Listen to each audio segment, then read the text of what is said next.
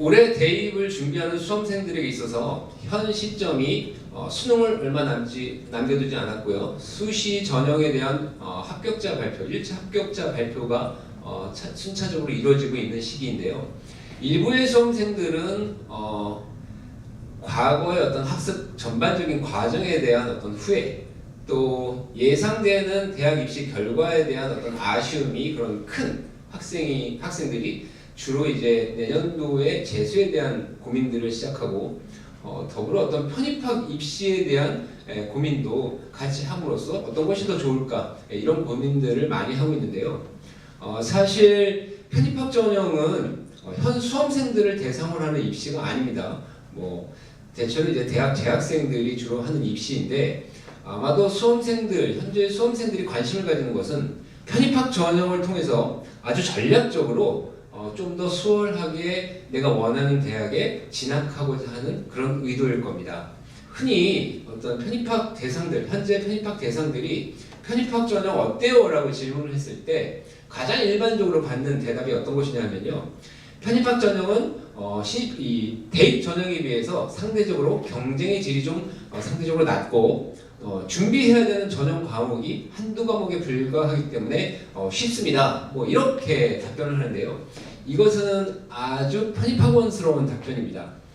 오히려 현재의 수험생들이라면 편입학 입시가 가지는 장점은 어떤 수월함보다는 시간의 단축에 있을 수 있어요. 자, 재수를 하게 되면 우리가 무조건 1년의 시간은 더 투입을 해야 됩니다.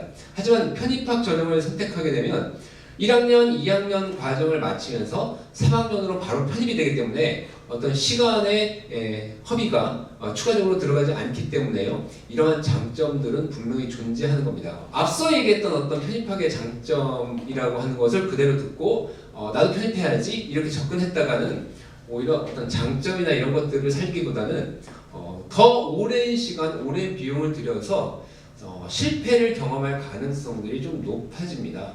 그래서 오늘은 현재의 수험생들을 대상으로 했을 때 과연 우리가 시간의 단축이라고 하는 장점들을 가지고 이 편입이라고 하는 것이 어떻게 누구에게 유리한지 또 각각의 대상별로 어떻게 전략적으로 준비할 때에 성공적인 결과를 얻을 수 있는지에 대해서 확실하게 정리해 보겠습니다. 그러기 위해서 우리가 일단 편입학 전형에 대해서 좀 알아야 되는데요. 우리가 얘기하는 편입이라고 하는 것은 그냥 다 똑같은 편입이 아니에요. 편입은 모집상으로 정원 내 편입과 정원 외 편입으로 구분합니다. 우리가 이제 정원 내 편입의 지원 자격을 일반 편입 지원 자격으로 한정하고 있기 때문에 보통 정원 내 편입이라고 하는 것을 일반 편입 이렇게 부르고요. 정원 외 편입은 학사 편입으로 지원 자격을 제한하고 있기 때문에 그냥 학사 편입 이렇게 부릅니다. 일반 편입과 학사 편입 이런 구분 다르기 때문에 우리가 조금 더 구체적으로 알아봐야 돼요. 일반 편입이라고 하는 것은 우리가 알고 있는 전형적인 편입이라고 하는 거예요. 대학 2학년 과정 맞춰서 편입하는 것처럼 일반 편입의 지원 자격은 전문학사 이상의 자격을 취득한 자 이렇게 규정되어 있거든요. 또는 이에 준하는 자격을 취득한 자 이렇게 규정되어 있습니다. 전문학사 자격을 취득한 자 결국 전문대학을 졸업한 재원들을 말하는 겁니다. 2년제이건 3년제이건 조건은 졸업이에요. 그래서 3년제 전문대의 경우에는 3학년을 다 졸업해야 전문학사 자격이 주어지는 겁니다. 또 4년제 대학에서 2학년 과정까지를 마치면 수료라고 우리가 보통 표현하는데 2학년 과정까지를 마치면 전문학사와 동등한 자격이 주어집니다. 그 자격을 통해서 일반 편입을 할 수가 있게 되는 거고요. 또 대학에 적을 두지 않아도 어느 정도의 학점 인정기관에서 학점을 취득했을 때 우리가 주로 이제 그 기준을 80학점으로 규정하고 있는데요. 80학점 이상을 취득한 자, 이 사람들은 역시 전문학사에 준하는 자격을 취득한 자로 보고 편입할 수가 있게 되는 겁니다. 앞서 얘기했듯이 일반 편입의 가장 큰 장점은 시간을 단축할 수 있게 된다는 거죠. 우리가 일반 편입의 지원 자격을 갖추는 데 있어서는 최대 2년의 기간이면 자격을 갖추기 때문에 바로 3학년으로 편입하는데 문제가 없습니다. 하지만 상대적으로 일반 편입의 단점도 존재하는데요. 우선 첫 번째는 말 그대로 점대 졸업자, 그 다음에 4년제에서 2학년 마친 사람들 또는 학점은행제 등을 통해 가지고 전문학사 이상의 이 준하는 자격을 취득한 자, 워낙 다양한 수험생들이 빠르게 접근하기 때문에 상대적으로 지원자들이 많아요. 지원자들이 많다라고 하는 것은 경쟁률의 어떤 증가를 얘기할 수 있는 거죠. 그래서 상대적으로 우리가 편입 내에서도 구분할 때 일반 편입과 학사 편입을 구분해서 볼 때 이 일반 편입의 경쟁률이 상대적으로 높습니다. 두 번째는 어떻게 보면 입시라는 관점에서 보면 좀 치명적인 단점일 수도 있는데요. 정보의 불확실성을 얘기할 수 있습니다. 정보의 불확실성이라고 하는 것은 자, 일반 편입을 정원 내 편입이라고 했죠. 우리가 대입에서의 정원이라고 하는 것은 이미 정해져 있습니다. 어떤 학과에 몇 명을 선발하는지는 이미 그 대학의 어떤 지표에 따라서 산출되는 어떤 결과물도 있기 때문에 매년 정원이라는 것은 거의 동일해요. 어떤 학교의 지표가 바뀌지 않는 한은. 하지만 편입학 전형에서 특히 정원 내 편입학에서의 이 모집 인원은 순수 결혼에 대해서 선발하게 되어 있습니다. 순수 결혼이라고 하는 것은 해당 학과에 누군가가 자퇴하거나 누군가가 제적당한 여석에 대해서만 뽑게 되는 거예요. 그러면 이 여석에 대한 산출은 보통 1학기와 2학기 내에 결혼에 대해서 모집 인원을 이제 산출하게 되는데요. 1학기야 뭐 3월달에 개강하고 누가 자퇴했는지 보면 되고 2학기는 보통 9월달에 학기가 시작되니까 그 이후에 누가 빠졌는지 누가 제작당했는지 뭐 이런 것들 녀석을 산출하게 되는데 그렇게 되면 해마다 12월 말 정도부터 전형이 이루어지는데 전형에 대한 발표, 모집 인원을 포함한 전형을 발표하는 시기가 보통 전형 있기 2개월 전 정도가 돼요. 그렇게 보면 전형을 치르기 2개월 전까지는 내가 지원하고 싶은 학과에 몇 명의 인원을 선발하는지를 알 수가 없게 되는 겁니다. 이게 어떤 정보의 불확실성 가장 큰 단점이죠. 특히 보통 이제 여느 대학에 다 있는 일반적인 학과들은 매년 결혼이나 또는 뭐 제적당한 자퇴한 특히 이제 자퇴가 많겠죠. 자퇴한 사람들이 좀 있기 때문에 매년 일정 정도의 인원이 모집이 이루어져요. 하지만 특히 최상위 학과들 있죠. 뭐 대표적으로 메디컬 계열 같은 경우, 그 다음에 어떤 특수학과들 또는 몇몇 대학에만 있는 아주 소수의 학과들은 실제로 결혼이 잘 안 생기는 가능성이 굉장히 높습니다. 최상위 학교도 마찬가지예요. 그래서 서울대 같은 경우는 일반 편입에 모집을 하지 않습니다. 이런 것처럼 만약에 수험생들 중에 나는 특정 학과, 특정 대학, 특정 학과가 아니면 의미가 없다라고 하는 수험생들은 재수를 하는 편이 훨씬 안정적입니다. 이런 경우 편입학 전형을 잘못 들어왔을 때 준비는 열심히 했으나 올해 모집이 없어. 내년에 또 모집이 없어. 이런 결과들을 직면할 가능성들이 있어요. 그렇기 때문에 어떤 편입학 입시가 가지는 어떤 이런 단점들을 잘 확인을 해야 내가 재수를 하는 것이 유리할지 편입을 하는 것이 유리할지를 최종적으로 판단할 수 있게 되는 겁니다. 그렇지 않고 일반적으로 일반 학과에 지원하겠다, 난 대학을 바꾸는 게 목표다라고 하는 경우에는 상대적으로 편입학 입시가 일반 편입이 가지고 있는 어떤 장점 이런 것들을 활용하기에 충분하죠. 일반 편입에서 1학년, 2학년을 과정에 거치면서 실질적으로 3학년으로 바로 편입하기 위해서는 대학 생활, 그러니까 학업과 편입 준비를 병행해야 되는데요. 병행하는 것이 과연 가능하냐? 뭐 이런 질문들 많이 하는데 가능합니다. 우리가 보통 이제 편입학 전형할 때 가장 일반적으로 전형하는 많은 대학에서 전형하는 과목이 영어 과목이거든요. 오히려 지금보다 예전에 훨씬 많은 대학들에서 영어 시험을 봤는데요. 이 영어 시험을 왜 보는지는 저도 잘 모르겠는데 아마도 추측하건대 학부생을 3학년 편입으로 학부생을 선발하다 보니까 대학 학부 과정의 원서들을 제대로 읽고 이해할 수 있느냐를 가지고 어떤 학업 능력이나 이런 것들을 평가하는 기준으로 보는 것 같습니다. 그래서 이 편입 영어라고 하는 것은 편입 전형에서 치르는 영어 시험은 아마 여러분들이 어떤 문제 유형이나 이런 것들은 굉장히 익숙할 거예요. 다만 어떤 면에서 좀 어렵냐 하면 학부 과정의 이 글의 수준을 평가하다 보니까 문장의 수준, 글의 수준 자체가 조금 높습니다. 글의 수준이 높다라고 하는 것은 사용되는 언어의 수준도 상대적으로 높을 건데요. 이와는 별도로 또 어휘 자체를 물어보는 문제와 또는 어휘를 바탕으로 어떤 논리력을 평가하는 그런 시험의 그런 유형의 시험들도 존재하기 때문에 상대적으로 어휘의 수준이 굉장히 높습니다. 이런 특징을 갖고 있는 시험이에요. 그래서 여러분들이 학과 공부를 하면서 틈틈이 단어 외우고 어떤 학과에서 이루어지는 어떤 영어 이 지문들을 이 원서들이 있죠. 이런 것들을 공부해 나가면서 병행할 수 있습니다. 물론 뭐 학원이 필요한 경우에는 학원을 다니는 것도 방법이고요. 그 다음에 이제 수학 과목을 보는 경우가 있죠. 이 수학 과목은 왜 생기기 시작했냐면 편입학 전형에서 학과의 지원은 계열과 상관없이 제한이 없어요. 그래서 뭐 예를 들어서 경영학과를 다니다가 나 공대 가고 싶어 이러면 지원은 가능하거든요.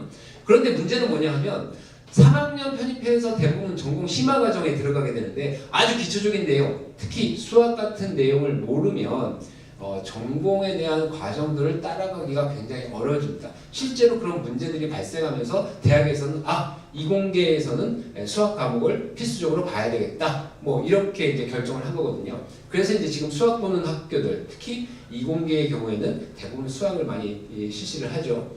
이 수학은 고등학교 과정에서 어떻게 성적을 냈느냐는 별로 상관이 없어요. 대학에서 필요한 수학을 하는 것이기 때문에 특히 이공계열을 진학하려고 목표를 가지고 있는 학생들은 단지 어떤 이게 편입학 전형을 위해서라기보다는 학교에 들어가서 공부를 제대로 할 수 있게끔 준비하려면 수학은 꼭 필요한 겁니다. 그리고 또 이 외에 어떤 전형으로 있는 것이 바로 이제 전공인데요. 특히 이 재학생들의 경우에는 전공에 대한 이 준비를 하기가 더 수월하지 않습니까? 내가 지금 하고 있는 전공을 열심히 준비하는 것 자체가 편입 준비가 돼버리니까요.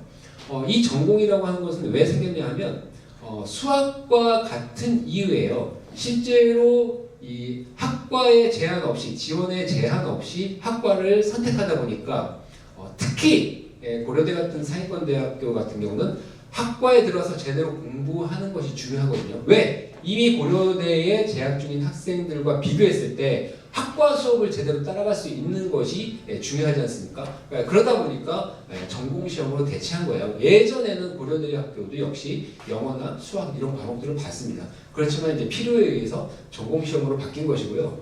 마지막으로 이제 연세대 같은 경우는 논술을 보는데 이거는 조금 이유가 다르죠. 어떤 필요에 의해서라기보다는 연대의 입시의 경험치에 의해서 논술을 보는 거예요. 왜?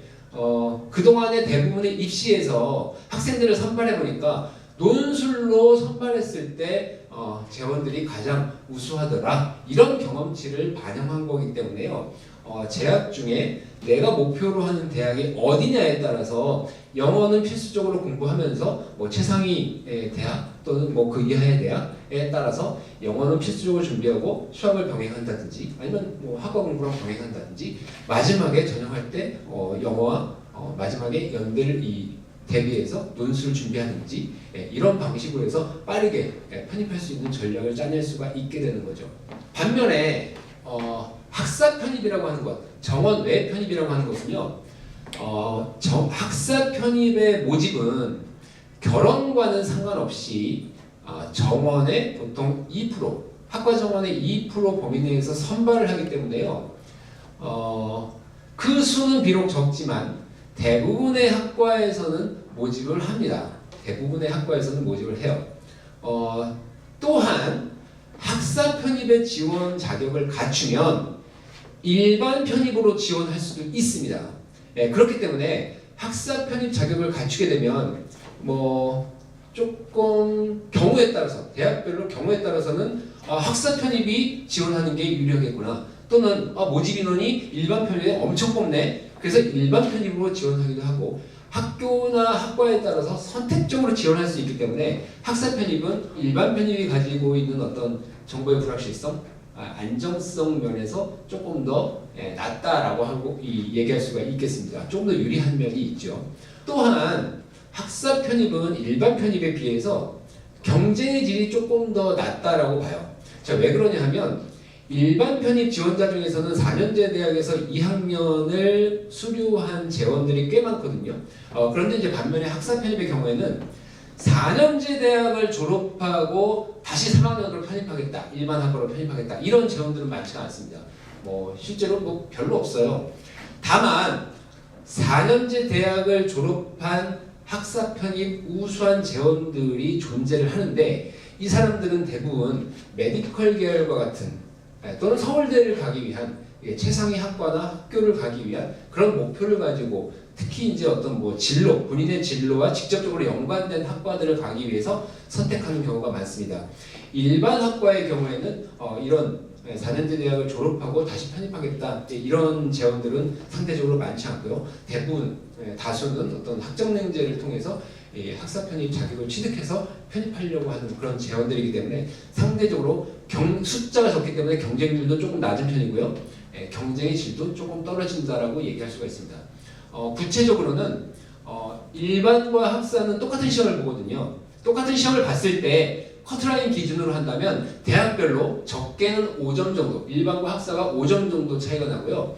많게는 20점 정도까지가 이 학사 편입이 낮게 차이를 보이고 있습니다. 그렇게 보면 우리가 편입이라는 것이 정말 유리하구나 라고 얘기할 수 있는 것은 학사 편입에 한정해서 얘기할 수가 있겠죠. 다만 학사 편입은 지원 자격을 갖추는데 시간이 좀 더 오래 걸리죠. 그래서 우리가 얘기하는 편입학 입시에서 얘기하는 어떤 시간의 단축 이런 개념은 오히려 불리하게 됩니다. 왜냐하면 물리적으로 4년제를 졸업해갖고 다시 3학년으로 가게 되면 실제로 소요되는 기간이 2년은 더 들어가요.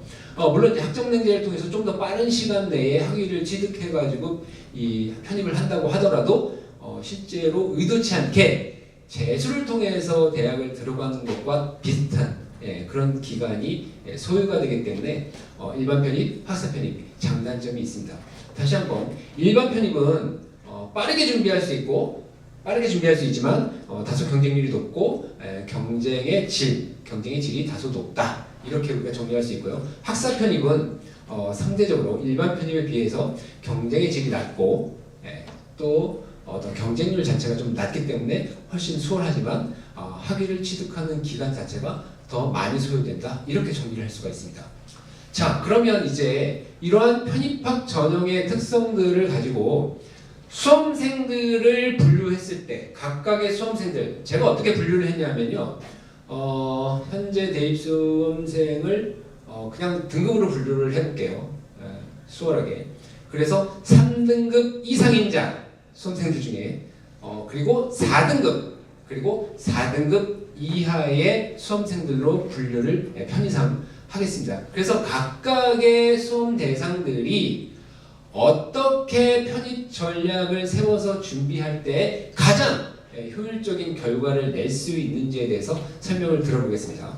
자, 현재의 수험생의 상황이 3등급 이상이다라고 하는 수험생들은 편입의 아주 일반적인 과정을 밟아가는 게 좋습니다. 즉, 일단 대학에 진학을 해서 학업과 편입 준비를 병행을 하면서 3학년 때 바로 편입할 수 있는 준비를 하는 것이 효과적입니다. 가장 안정적이기도 하고요.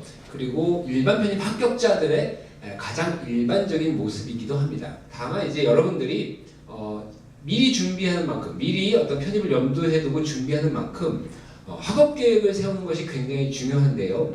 일단 여러분들이 갈 수 있는 지원 대학이라고 하는 것이 주로 이제 서울 소재 상위권 대학들일 거예요. 그래서 이제 몇 개의 상위권 대학들과 그 다음에 연대 아니면 고대까지 이렇게 지원할 수 있는 형태로 만들어 놓는 게 좋은데요. 가급적이면 연대와 고대는 좀 선택적으로 준비하는 게 효율적이긴 하겠죠. 3월 달에 여러분들이 개강을 하게 되면 일단 영어 학습은 여러분들이 하면서 내가 어떤 고대를 선택한다 그러면 전공, 학과 공부를 열심히 같이 병행하면 되는 거예요. 그래서 몇 개의 상위권 대학들 지원을 하고 그 다음에 이제 마지막으로 고대에 지원하고 뭐 이런 형태가 되겠죠.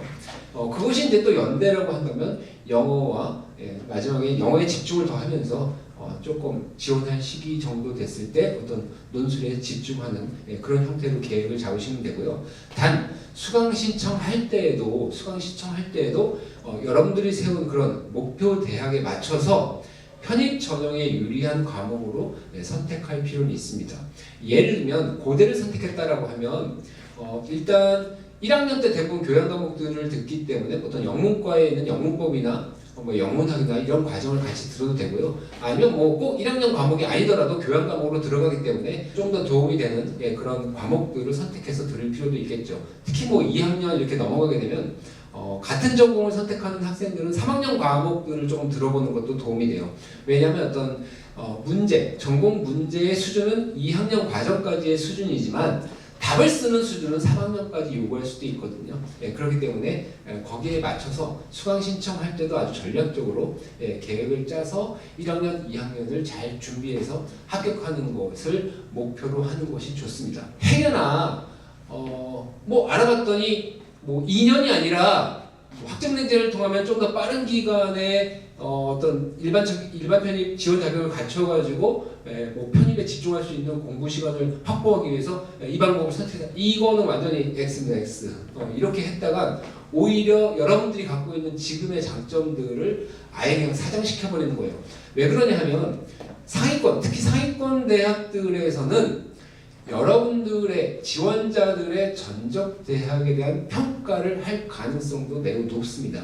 실제로 전형상에는 드러나지 않고요. 실제로 이런 것들이 드러나게 되면 오히려 이제 조금 합법적인 것은 아니에요. 금지하고 있는 거거든요. 왜냐하면 고교 등급제랑 똑같은 의미가 됩니다. 그렇지만 상위권 대학들에서 상위권 대학들의 목표는 결국은 우수한 재원을 선발하는 데 있거든요. 그런데 우수한 재원임을 증명할 수 있는 방법이 직접 평가밖에 없는데, 뭐 영어나 논술 같은 직접 평가밖에 없는데 거기에 추가적으로 어떤 전적 대학에 대한 평가를 통해서 어떤 학업 능력, 이 사람이 갖고 있는 학업 능력에 대해서는 평가할 수 있는 여지가 굉장히 높아요. 이전까지의 제가 그 입결을 살펴보면 상위권 대학들의 어떤 합격자들은 대부분 4년제 재학 중인 그런 재원들이 대부분입니다. 똑같은 점수를 맞았을 때 이왕이면 4년 대학 출신자들을 선발하는 어떤 그런 경향이 있기 때문에 반드시 대학을 진학해서 준비하는 과정으로 이렇게 계획을 잡으시기 바랍니다. 만약에 첫 번째 시도에서 떨어지게 되면, 실패하게 되면 3학년 때 다시 도전하면 돼요. 보통은 편입학 준비하는 학생들이 다시 한번 편입에 있어서의 재수하면 대입과는 완전히 반대로 합격률이 굉장히 높아집니다. 가장 큰 이유가 이 영어라는 과목의 특성 때문에 그럴 수 있습니다. 이 영어라는 과목은 오랜 시간 높은 빈도로 노출될수록 보다 안정적인 점수를 맞기에 유리해요. 그렇기 때문에 그 다음 해에 도전할 때에도 3학년의 상태에서 1번 편입으로 전형하시는 게 가장 안정적이고 적합한 방법이라고 보여져요. 자, 그 다음에 4등급에 해당되는 학생, 상등급 이상과 4등급 이하로 구분했는데 왜 꼭 4등급일까? 역시 애매하기 때문에 그래요. 좀 전에 3등급에서 얘기했던 어떤 전적대학에 대한 평가 부분이 상당히 애매한 거거든요.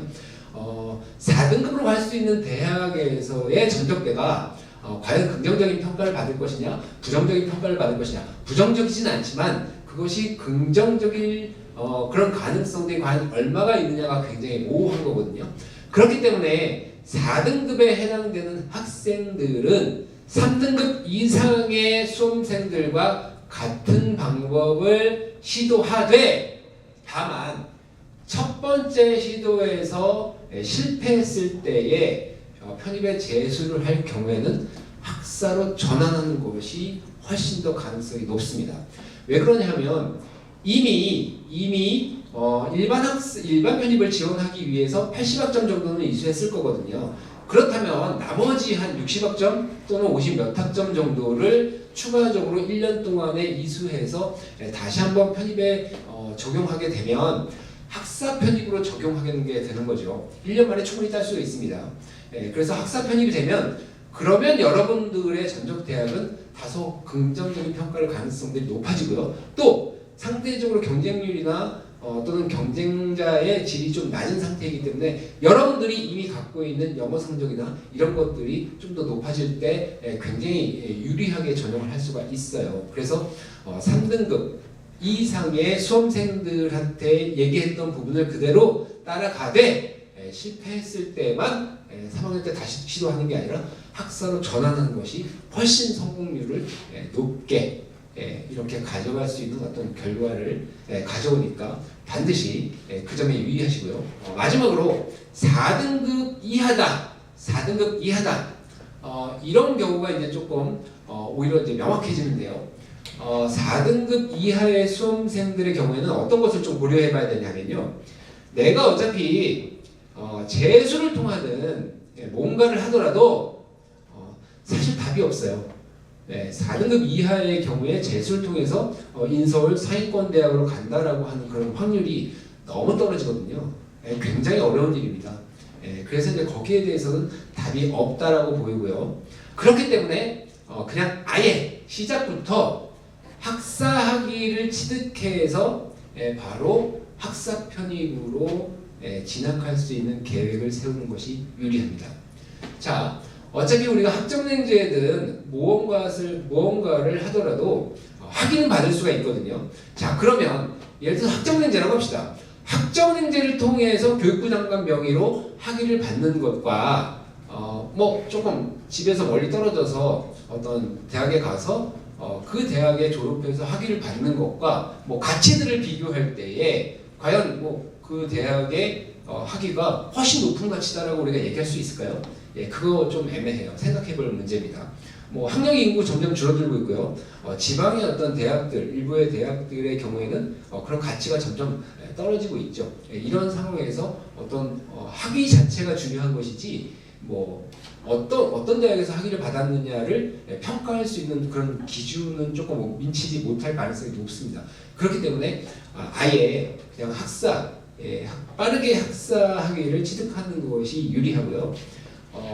행여나 어른들 그런 생각을 많이 해요. 그래도 대학은 가야 뭐 이런 생각 많이 하거든요. 그런 생각으로 조금 토막거리가 있는 어떤 지방의 어떤 대학을 진학했을 때 물론 뭐 3등급 이상의 학생들처럼 병행한다 뭐 이런 계획을 세울 수 있지만 현실적으로는 불가합니다.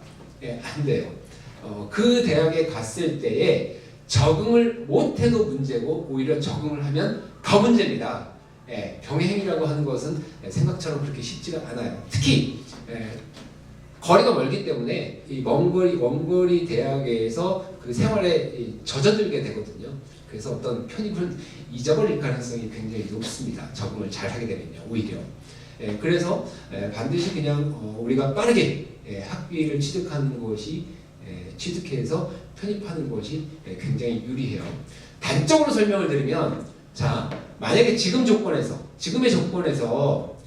여러분들이 학위를 취득한 상태다라고 전제를 하면 여러분들이 최소한 갈 수 있는 대학은 편입 준비를 얼마큼 했고 그렇지 않고가 관계없이 단지 학위를 취득해서 지원을 한다라고 했을 때 최소한 4등급에 해당되는 어떤 4등급에서 지원할 수 있는 대학에는 진학할 수 있다 이렇게 설명을 드립니다.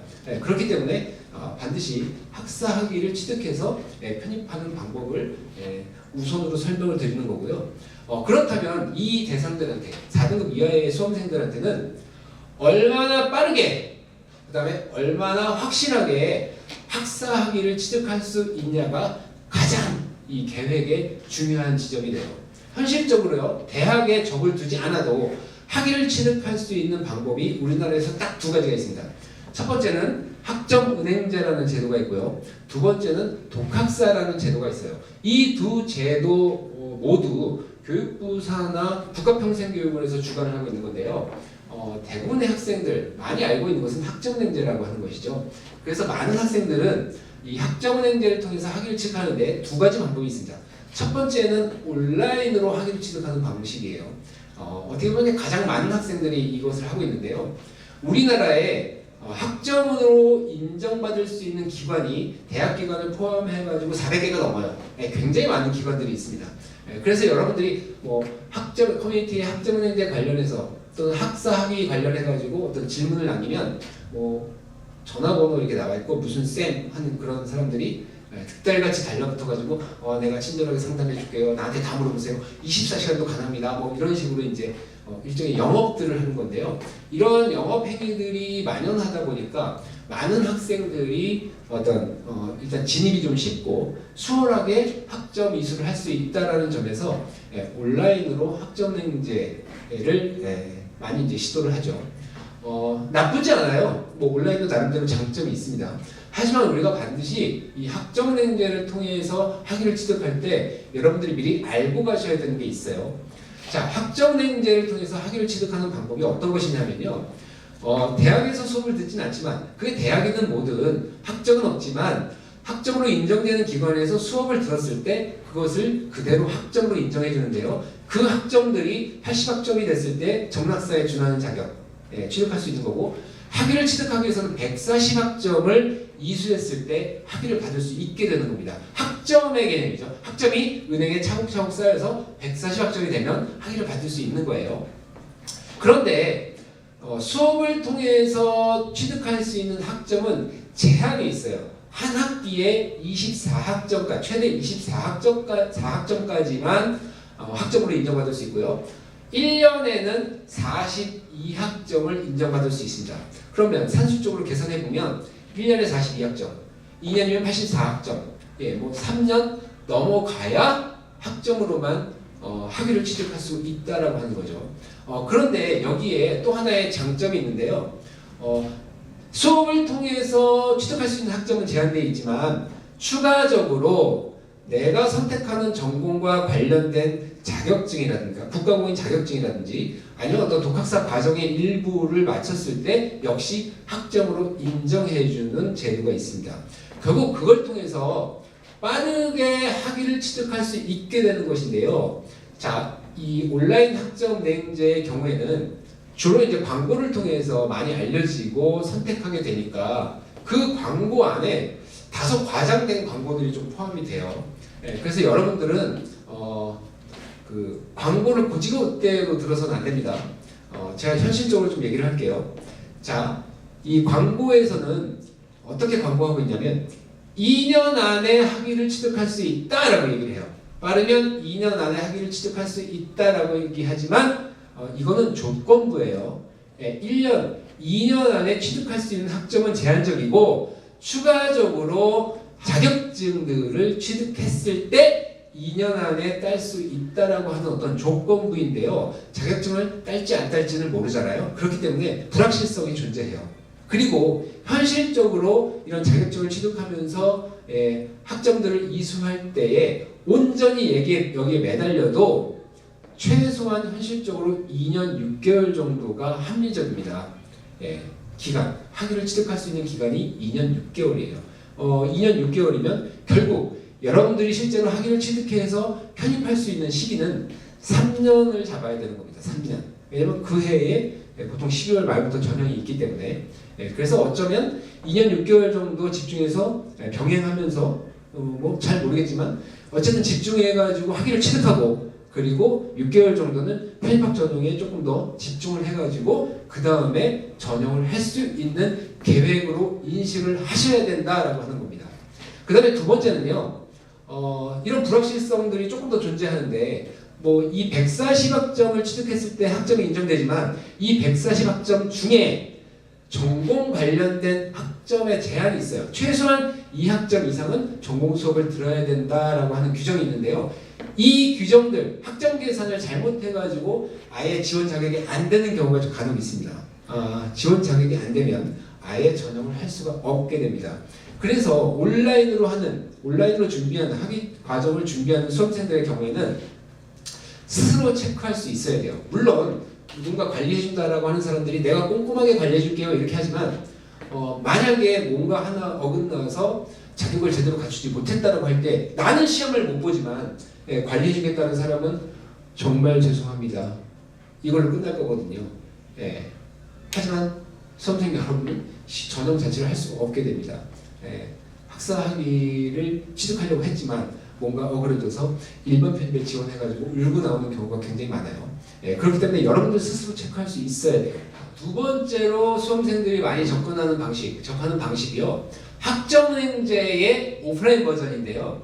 이 오프라인 버전은 주로 대학기관에서 실시를 합니다. 그래서 뭐 예전 같으면 동국대라든지 숭실대, 광운대 같은 곳에서 그 전산원 과정이 있어요. 그런 지금은 이름들이 조금씩 바뀌었습니다. 뭐 광운대도 정보통신교육원 뭐 이런 식으로 이름이 바뀌고 동국대도 뭐 전혀 이제 다른 이름으로 바뀌고 이렇게 됐는데 이 과정들을 통해서 그 학위를 취득하는 방법들이 있습니다. 역시 이 과정들도 광고를 하기 때문에요. 대부분 뭐 학위 과정이라고 하기도 하고 그 다음에 이제 뭐 2년 안에 딸 수 있다 이제 이렇게 광고를 하는데요. 학점은행제예요. 이거 역시 학점은행제입니다. 그래서 원래의 전산원 자체가 2년의 과정으로 되어 있고 이 2년의 과정을 수료하게 되면 전문학사 자격이 나와요. 전문학사에 준하는 자격이 나오는데 그렇다면 결국은 80학점 이상을 이 교육원을 통해서 취득했다고 하더라도 나머지 뭐 50학점 이상은 역시 조건부 자격증이라든지 어떤 그 외에 어떤 독학사의 어떤 과정 하나의 과정들을 이수해서 포함해서 학사 학위를 받을 수 있게 되는 거예요. 그런데 이제 그런데 알아보면서 이렇게 상담하게 되면 뭐 우리는 학위 과정입니다. 또는 뭐 총장 이름으로 이제 뭐 이 수료증이 나옵니다. 학위증이 나옵니다. 뭐 이제 이렇게 얘기를 하는데요. 뭐 그렇다고 그 졸업생이 되는 건 아니죠. 말 그대로 학위를 받을 수 있게끔 과정을 설계한 것이지 그냥 그거는 학점은행제예요. 그래서 이제 전문학사 그 과정을 통해서 전문학사 자격을 취득해서 나머지 이제 자격증 이런 과정들을 같이 이 속해서 준비함으로써 그러니까 즉 관리를 함으로써 좀 더 수월하게 학위를 취득할 수 있다. 이런 이제 강점은 존재합니다. 그렇지만 결국 기간은 역시 똑같이 최소한 2년 6개월의 시간은 걸린다라고 하는 거예요. 오프라인 쪽에는 뭐 장점이 좀 더 존재하긴 하죠. 왜냐하면 온라인 같은 경우는 자기 스스로 알아서 해야 되고 스스로 관리해야 되는데 오프라인 경우에는 이게 대학 산하의 기관들이기 때문에 마치 학교를 다니는 것과 같은 똑같은 생활 패턴을 갖게 돼요. 그래서 아침에 일찍 학교에 가서 수업 듣고 뭐 점심 먹고 교우들과 또 교분하고 공부하고 뭐 이런 과정들을 2년간 거칠 수 있게 되죠. 그렇기 때문에 이제 뭐 똑같이 대학 생활처럼 뭐 같이 점심도 먹고 MT도 가고 뭐 이런 프로그램들이 좀 정해져 있고요. 특히 이제 관리 거기 내부에서 어떤 학점 관리라든지 또는 어떤 자격증에 관련된 어떤 학습 이런 것들을 같이 지도하기 때문에 조금 더 안정적으로 학위를 취득할 수 있는 방법이긴 합니다. 대표적으로 어떤 소속감들이 생기거든요. 그렇지만 이제 상대적으로 온라인에 비해서 비용은 좀 더 높겠죠. 뭐 등록금을 포함해서 조금 더 높은 비용이지만 어떤 조금 관리가 더 잘 된다는 그런 특성을 갖고 있습니다. 상대적으로 잘 안 하는 방법 중에 하나가 이제 독학사라는 제도인데요. 학점은행제는 워낙 여러 대학 기관을 포함해서 사설 기관들이 워낙 많기 때문에 기관들에서 하나하나 이제 광고를 하게 되니까 사이트에서 또 이제 온라인상에서 굉장히 많이 노출이 되는데요. 독학사라고 하는 제도는 학점은행제랑 좀 달라요. 어떤 기관들이 존재하는 게 아닙니다. 말 그대로 스스로 공부해서 학위 검정 시험을 통과했을 때 학위를 받게 되는 거거든요. 그래서 이제 뭐 학점은행제라는 게 어떤 학점의 개념이라면 독학사는 학년의 개념이 조금 들어있어요. 그래서 우리가 보통 대학 과정을 1학년, 2학년, 3학년, 4학년으로 구분하듯이 독학사 과정은 1과정, 2과정, 3과정, 4과정. 그래서 1과정은 1학년에 해당되고 2과정은 2학년에 해당되는 그런 식의 어떤 과정으로 되어 있는데요. 이 전공에 대한 어떤 검정, 1단계 시험, 2단계 시험, 3단계 시험, 4단계 시험까지 통과했을 때, 패스했을 때 학위를 수여하는 방식입니다. 매년 각각의 과정별로 시험이 있기 때문에 뭐 준비만 제대로 하면 1년만 해도 학위를 취득할 수가 있어요. 이 과정은 굉장히 빠릅니다. 다만 수험생들은 잘 접근하지 않죠. 왜냐면 일단 시험을 보잖아요. 시험을 보기 때문에 시험에 대한 부담이 큰 장벽이 되고요. 두 번째는 뭐 이런 것들을 알릴 수 있는 기관이 없어요. 뭐 국가평생교육원에서 적극적으로 알릴 수도 없고요. 그러다 보니까 대부분의 수험생들은 잘 모릅니다. 그래서 이제 이런 과정들은 주로 이제 학점랭제를 하면서 자격증과 같이 보통 한 과정 같은 경우 패스하게 되면 그 과정에서 이수한 과목의 학점들을 인정받기 때문에 학점은행제에 포함돼서 하나의 어떤 수단으로 활용이 되지 온전히 독학사로 이렇게 학위를 취득하는 경우는 굉장히 드물어요. 작년 같은 경우는 100명 정도 안팎의 인원이 독학사를 통해서 학위를 취득했습니다. 그래서 이제 뭐 수험생들한테 특별히 이제 권할 내용은 아니에요. 왜냐하면 시험을 패스해야 되기 때문에 불확실성들이 오히려 좀 더 커지는 그런 점들이 있기 때문에 언제 딸 줄 알아. 그래서 이제 이런 방법들은 별로 이제 추천하고 싶지 않고요. 여러분들이 정말 잘 모르시는 방법 중에 하나가 독학사 자체도 모르는데 독학사 내부에 있는 하나의 제도가 있습니다. 역시 오프라인 제도예요. 오프라인 형태의 독학사 제도인데요. 정식 명칭은 독학학위 시험 면제 과정이라고 하는 겁니다. 이 과정 굉장히 재밌거든요. 독학사 시험을 봐야 되잖아요. 근데 말 그대로 독학학위를 취득하기 위해서 시험을 면제해주는 과정이에요. 어떻게 면제해주냐면 1과정에서 4과정까지 시험 중에서 1과정부터 3과정까지의 시험을 수업으로 면제해주는 과정입니다. 굉장히 매력적이죠. 그러니까 결국은 이게 2년 과정으로 되어 있는데요. 2년 동안에 수업을 계속 듣고 마지막 2년 마지막에 4과정의 시험만 패스하면 학위를 받을 수 있습니다. 앞서 얘기했던 어떤 학점랭제들이 온라인이건 오프라인이건 대체로 2년 6개월 이상을 통해서 기간을 통해서 학위를 취득할 수 있는 반면에 이 독학학위 시험 면제 과정이라고 하는 것은 딱 2년이에요. 2년의 과정에서 학위를 무조건 취득할 수가 있습니다. 근데 여러분들이 잘 모르죠. 왜 모르냐 하면 이 독학학위 시험 면제 과정이라고 하는 것이 우리나라에 딱 한 군데밖에 안 하거든요. 딱 한 곳입니다. 거기가 어디냐면 2023년도까지는 서울교대에서 했었어요. 그리고 2023년도까지 하고 끝났고 올해는 그 과정 하는 데가 없습니다. 그리고 내년에 2025년부터 이 독학학위 시험 면제 과정이라고 하는 것이 총신대로 넘어갔습니다.